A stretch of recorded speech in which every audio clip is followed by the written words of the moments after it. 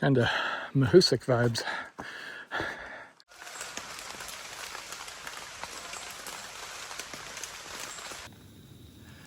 Woke up to the rain coming down really hard. Freaked me out for a second because I could hear something and I'm like, is there water rushing down? But it was just heavy rain hitting the canopy and the water hadn't made its way down yet. So it's been raining for a little while. I'm getting kind of a late start to the edits and see if maybe I can avoid most of the rain. It was also kind of a weird night. I could hear voices from the pond down below me. I could occasionally hear people on the trail up above me and like dogs and other things like echoing in the distance. So it seems like it must be kind of a busy area. There was also something running around and I was trying to figure out what it was. And then I finally figured it out. There are frogs and they will like do a bunch of hops in a row going through and then stop. So it sounds really kind of odd middle of the night.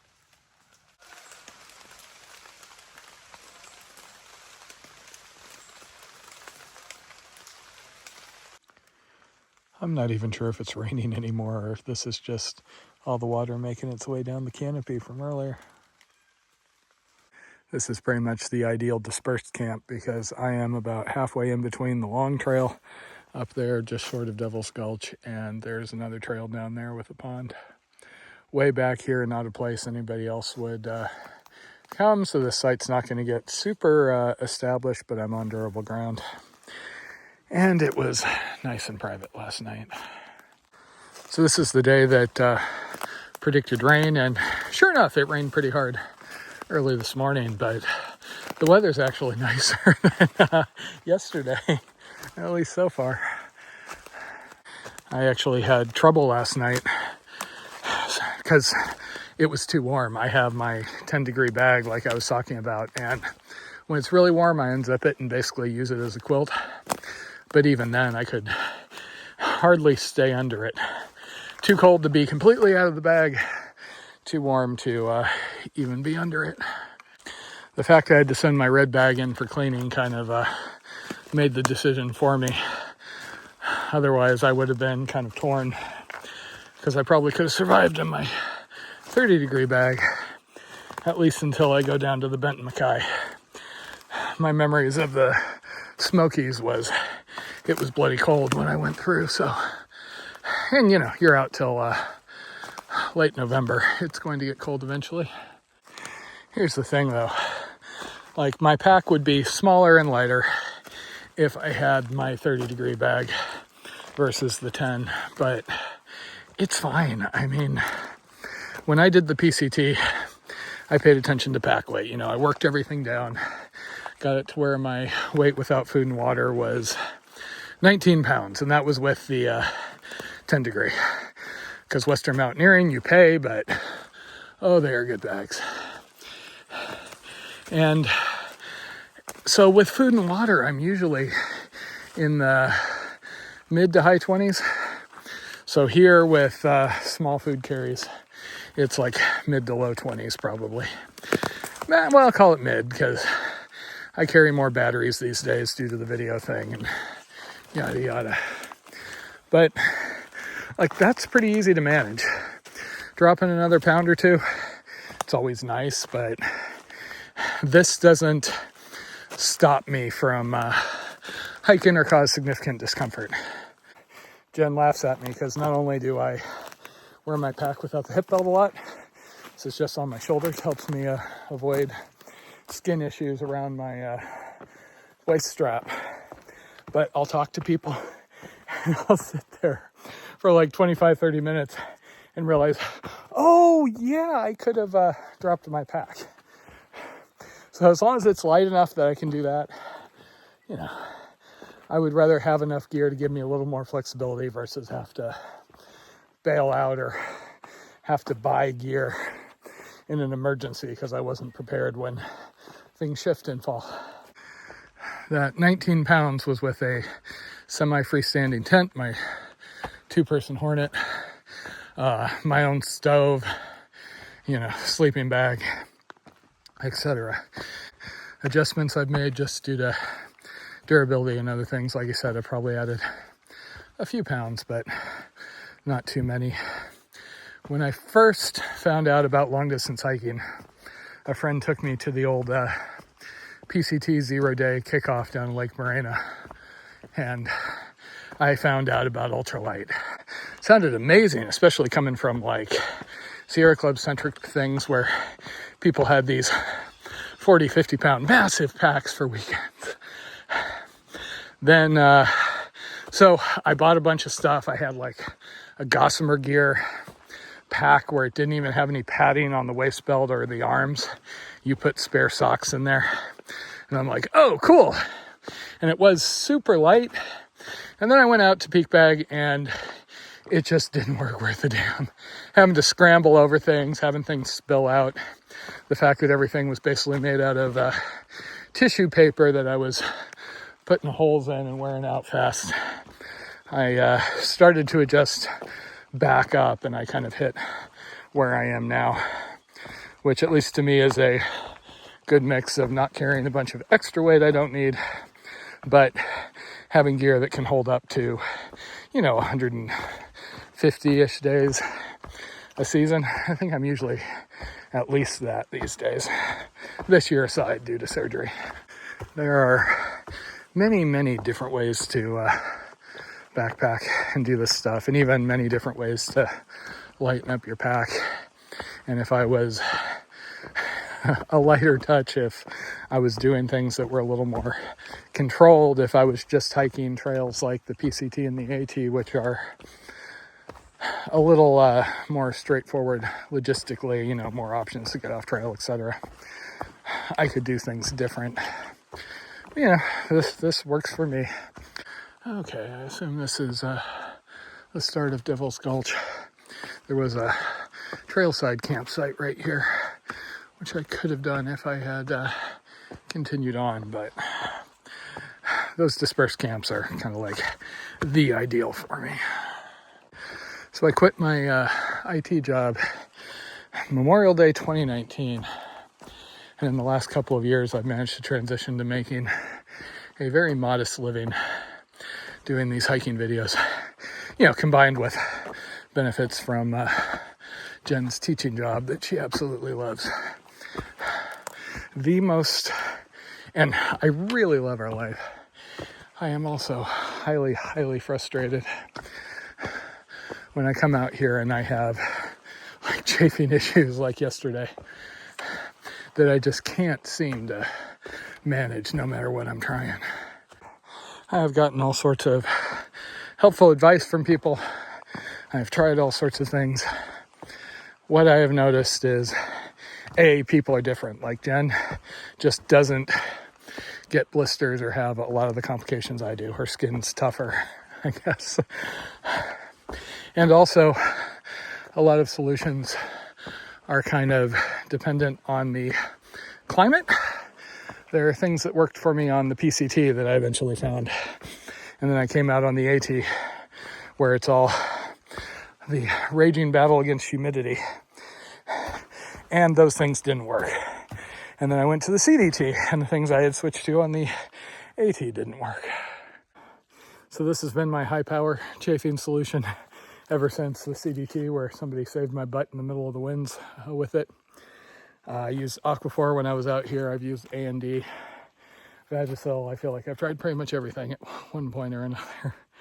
And like I said, sometimes it seems like it works great. Sometimes it seems like the stuff that worked great all of a sudden isn't doing anything.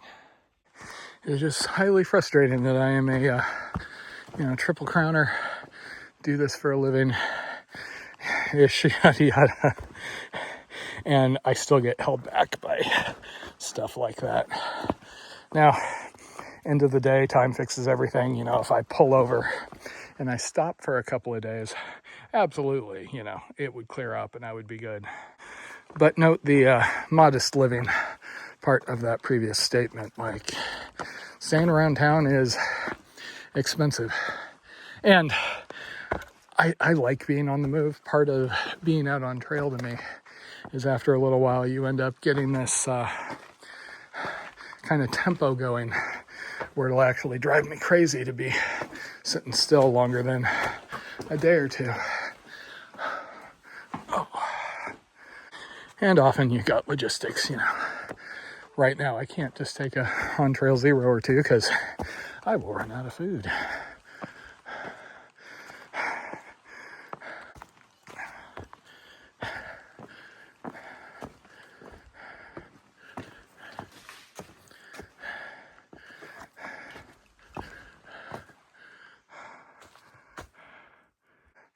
Yeah, I don't think I'm going to talk while I'm hiking through this. These are pretty slick.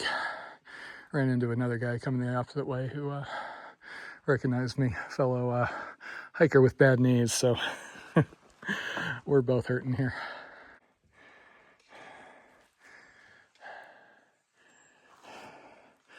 Kind of Mahusik vibes.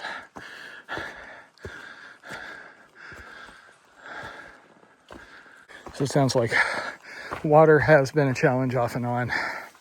And I also got some more beta on those wasps passed around top, which I am really hoping to avoid getting stung. I have enough issues for the moment. Thank you very much. I was actually kind of surprised David back there recognized me. Again, seems like more people recognize my voice versus when they just see me walk by. It's always fun though. The chafe spot is doing better this morning than it was last night, but that's not saying much because it was pretty bad last night by the time I was able to stop. And unfortunately, with it being this humid, and it is really humid today, there's only so much I can do for it. The good news is I have 18 miles to my resupply at Johnson. I divvied my food up a little different, so I should be good even if I have to hike most of the day Monday. If I was a little further away, I would have reproportioned my bean dinners to have an extra one, but I kind of figure worst case I should be right at Johnson Monday night, hopefully, so that wasn't really necessary. I always pack a little bit of a buffer, usually Cliff Bars, because they are hardy, but I don't overly care for them these days, having burned out on them multiple times. But still, it's hard. You know, it depends how hard the days are, how long the days are, how early or late in the season I am. Because, you know, hiker hunger doesn't kick in for 500, 800 miles or so. And then you're just ravenous. Early on, I can go on very little. But here, I mean, I was hiking pretty heavily, trying to rehab. So I'm already eating the bigger bean dinners and things like that. So, do the best I can, but this is part of why I like to buy as I go, rather than try and pre-plan everything and stick to some magical calorie number I found online. Based on how I was handling things in the Sierra, I kind of planned for 10, but I was really assuming I would be, 12 plus pretty easily. And that has not been the case. Which figures. It was easy to plan out 50-mile food carries for this entire trail, which is nothing. I mean, I've had to do 120, 150 quite a bit. So carrying 5 days of food, that will not be a problem. Per one of the guys I just passed, the rain in the weather report has been pulled back over the last couple of days, so may still get some rain. I mean, we had rain this morning, but it's not expected to be as heavy as it was originally. Worst case, things continue to be as miserable as they were last night. I can always get creative, hitch out at one of the roads. From what I've heard, everybody kind of knows long distance hikers are a thing here, so hitching is easy, unlike, say, panhandle of Florida, where you couldn't get anybody to stop. So if I have to, hitch in, get a night in dry sheets, dry everything over in AC, get some food, restock my ibuprofen, and then come back. I keep trying to remind myself this isn't like my normal hikes. For once, I have plenty of time. And I have noticed, drier climates tend to treat me a lot better. I feel filthier now on day 4 than I did after a week in the Sierra just a few weeks ago. Really bloody humid today.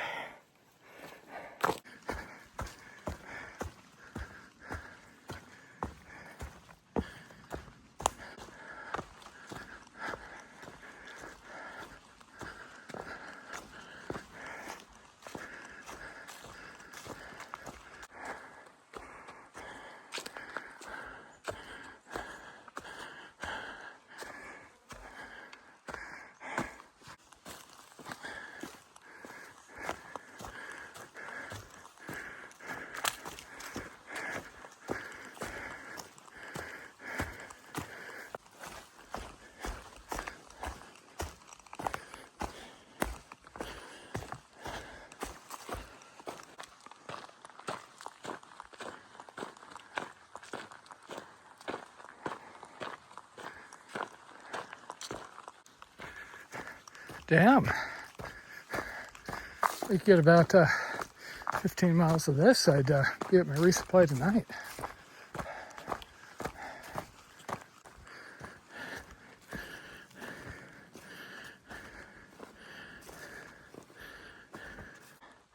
So this was really the first time where I was really hoping a water source would be flowing, and I'm having to stretch things a little bit. There was a basin brook back there. Last far out comment I had said flowing, and there was nothing. There was a few puddles further north of that I might have tried to make work if I'd known that it was going to be completely dry below, but it is what it is. There's a shelter in a couple of miles, and so far they've all had water. Though apparently at least one of them has the same issue that red pitcher pump shelter has sometimes. Too many people come by, it runs dry, fed by some slow seep of a spring. It is hard to talk sometimes with this tooth missing. I haven't been talking about the tooth much because honestly I'm trying to ignore it. I'm getting through the day part without any painkillers. At night, it's still bothering me. I took pain pills when I got in the tent last night, middle of the night, and then again this morning. It really seems like the tooth in front of the gap got kind of inflamed due to all the monkeying to get the other tooth out. Because that's really what feels like it's throbbing right now. And my tongue keeps hitting that gap in funny ways.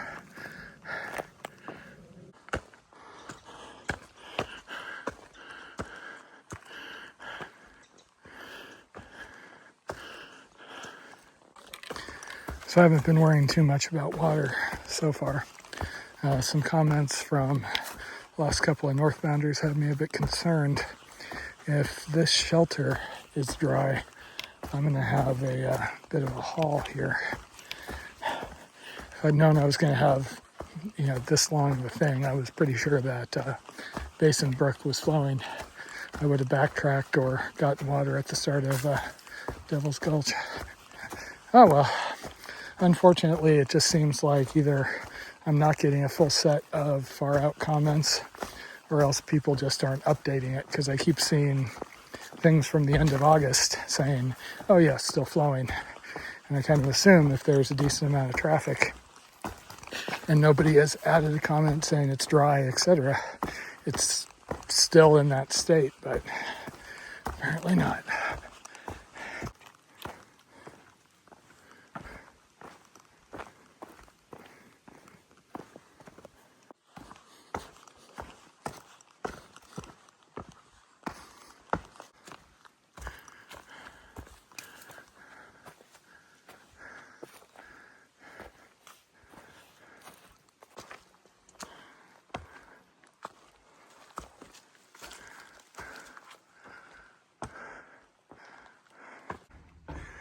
Fancy. First empty one I've found in a while. These are cool. Okay. Now let's hope the water is flowing. Okay. I was starting to get a little worried there. Seems like I'd heard somebody mention some dry shelter, but I don't remember which. This will take a while to fill, but I can fill. Well, I did my good deed for the day. Caught somebody at the shelter back there who was northbound, and they were just debating Devil's Gulch versus that Basin Brook, because they were also assuming Basin Brook was flowing, so saved them some trouble. I am once again doing better than yesterday mileage-wise, but kind of have a feeling it has to do with this section being mellow versus improving that much. Apparently, right around Johnson, things were going pretty easy, but down south at something called Camel Hump, that guy was saying he was probably making 8 miles a day rounding up. The good news is Johnson is only about 11.5 miles away from here, so I should make it there tomorrow before they close. They resupply. Receiving hardware store closes at 6 p.m. I'm just kind of debating whether the chafing, etc., it's worth getting a hotel for the night. But regardless, that'll just be for a single night, and the plan will be to push on, assuming my resupply package has arrived, of course, which I find I'm less and less confident in these days.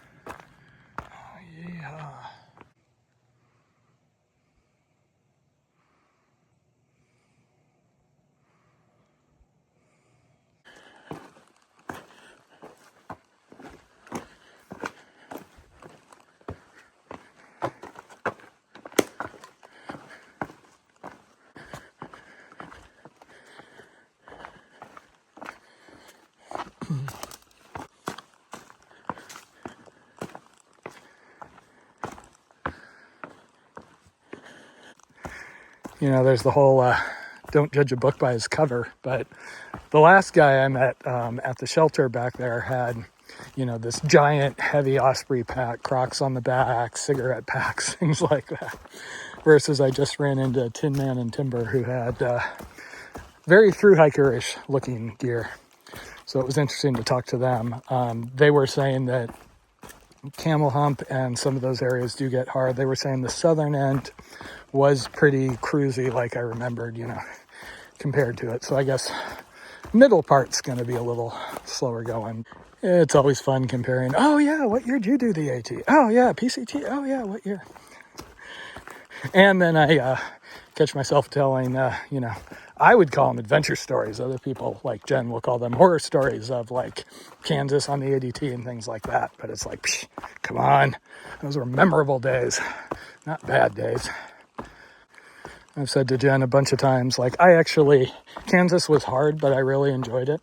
The only thing I really didn't like about Kansas was the water and the strangely angry, hostile people who would find my videos and then complain that I hadn't, like, gone and hit all the tourist spots going through their city, which was just weird. That didn't happen any place else I went.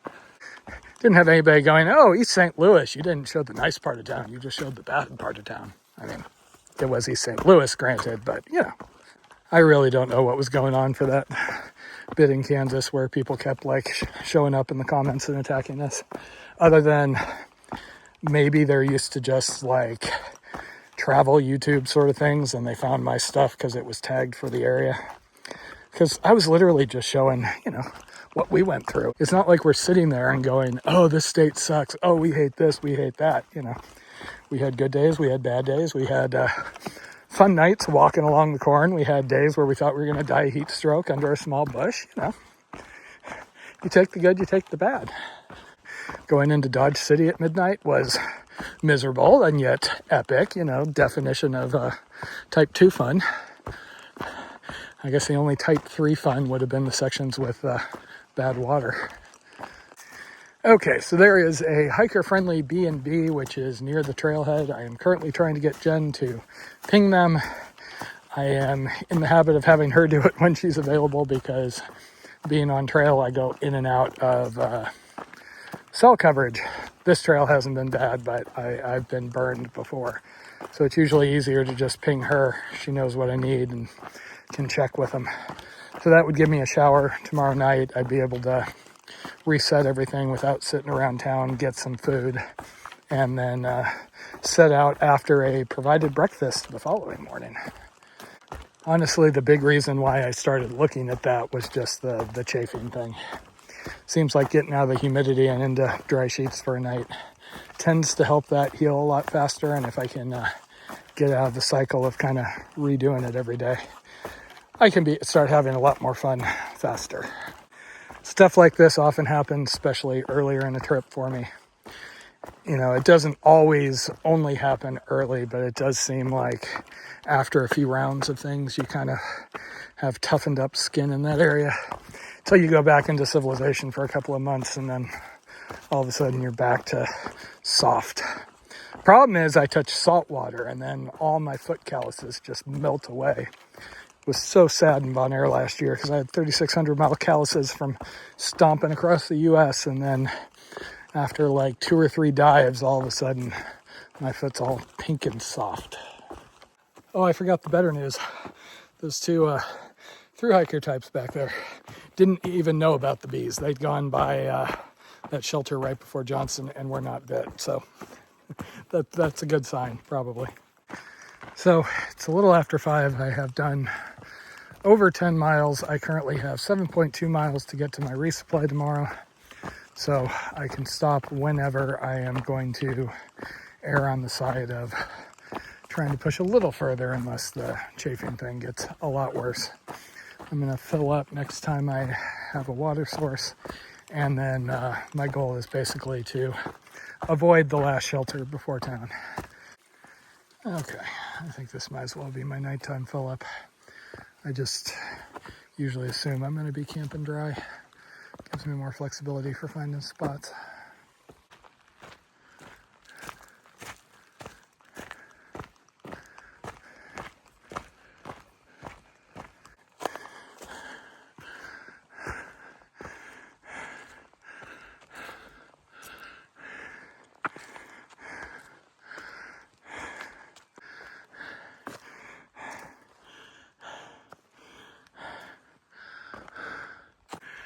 Ah, damn. I'm pretty much ready to stop. I've got water and everything. I just need to find a reasonable campsite. But lots of vegetation all of a sudden. Okay, another ADT style camp. The actual trail is over there. It's been kind of narrow. This looks like an old road that's not maintained anymore. So that should be flat. I don't think anything's going to drop on me from here. So, home sweet home. Well, damn, good day other than the chafing issues and lingering tooth stuff, but I'm kind of settling in out here and enjoying it more. And I'm getting the hang of finding the non-shelter campsites. Unfortunately, I just got a message back from Jen, and it looks like the B&B I was hoping to stay at tomorrow is full up, so I don't know what the plan's going to be. Figure something out. Home sweet home.